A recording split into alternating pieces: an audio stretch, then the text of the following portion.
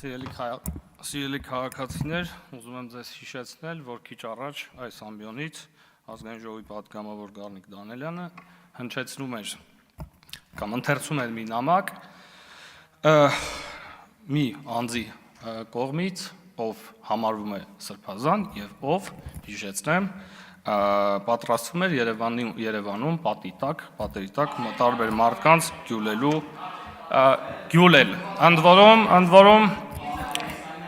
պարոն Դանելյան, ես անկեղծ ասած ձեր անդրադարձից ոչինչ չհասկացա, վերջը ինչքանով էր այդ մասով հերքում կամ հերքում էր արդյոք թե ոչ, ընդհանրապես հիշեցնում էր այդ դրվագի մասին եւ որ մենք բոլորս այդ մասով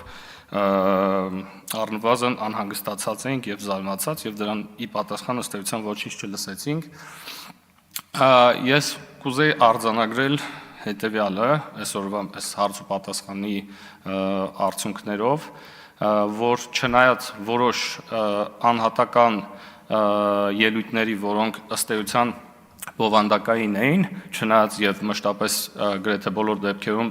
թվերի եւ տվյալների մանիպուլյացիա կար, բայց ընդհանուր առմամբ հարգելի գործընկերներ պետք է արձանագրել, որ մենք գործ ունենք բավականին ծույլ ընդդիմության հետ,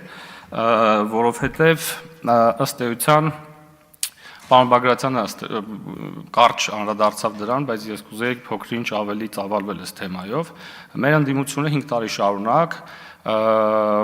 առաջնորդվում է եւ այստեղից բարձրացնում է այն թեզերը, որոնք վերջիններս 2021 թվականի խորհրդարանական արտահերթ ընտրություններից առաջ քաշում։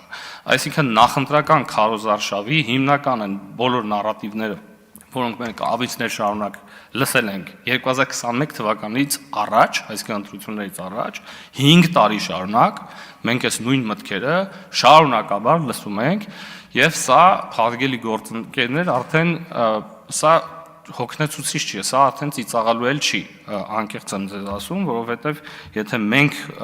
որպես ընդդիմություն եւ այս process-ի մաս կազմող իսկապես հոգնել ենք այս թեմաներից, ես պատկերացնում եմ մեր քաղաքացիները ինչ տխուր տեսարանների են արժանանում դիտելով այս նիստերը։ Ես մեկ օրինակի ուզում եմ անդրադառնալ,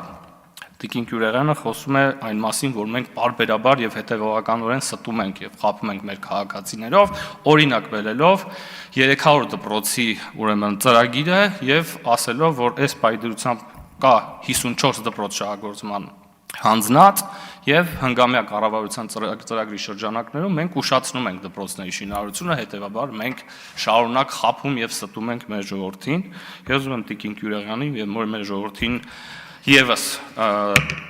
հիշեցնել եւ վստահեցնել, որ մինչեւ 2026 թվականի